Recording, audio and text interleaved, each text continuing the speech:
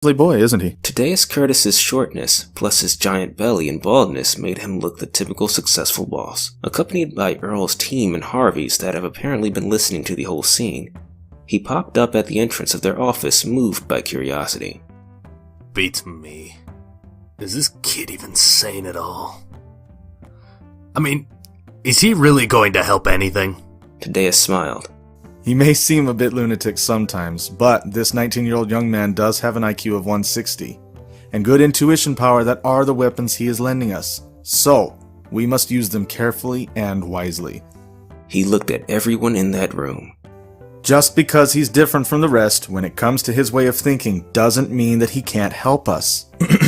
As Earl and Harvey's teams have already 4 members both, I thought he could be of better help for your team, Adam. Once you only have 2 members and, well... He looked to L.I.E. One of them is still recovering.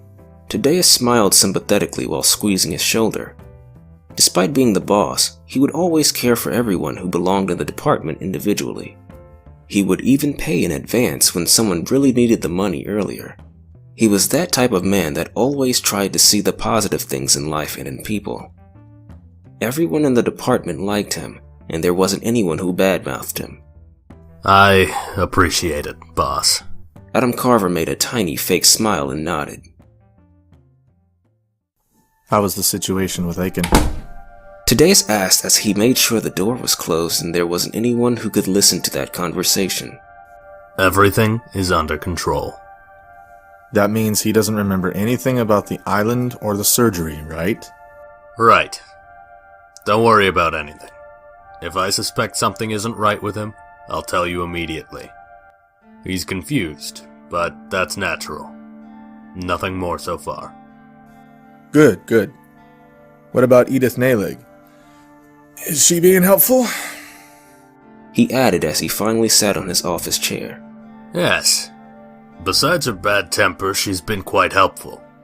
She solved a couple of cases when L.I.E was off in a matter of time. That talent, as she doesn't like us to call it, is really true, and it can be our best weapon to solve any case. All we have to do now is give her the suspects, and she can extract the truth out of them simply because she understands how to manipulate the suspects.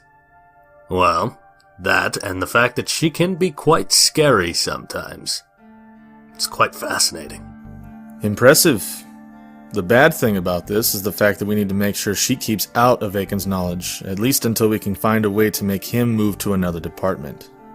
Tadeas made a tired and forced smile. But still, do you think this is enough to make his memories encrypted? It was what Dr. Obrecht told us, right?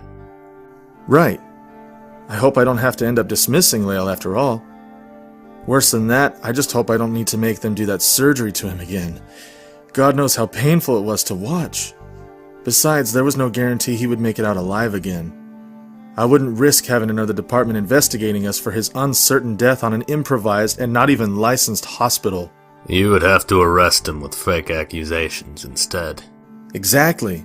But the court could declare he wasn't aware of his acts and put into a psychiatric hospital or something instead. Hopefully it won't turn out that way. The boss started to nibble his fingernails. You're consumed by guilt, aren't you?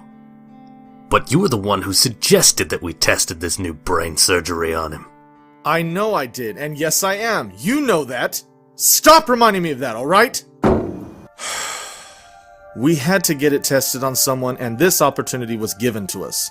I mean, we gave an opportunity to one of our best detectives to keep working with us, instead of throwing him in jail, or in the hospital, or probably, who knows, get us sued or something.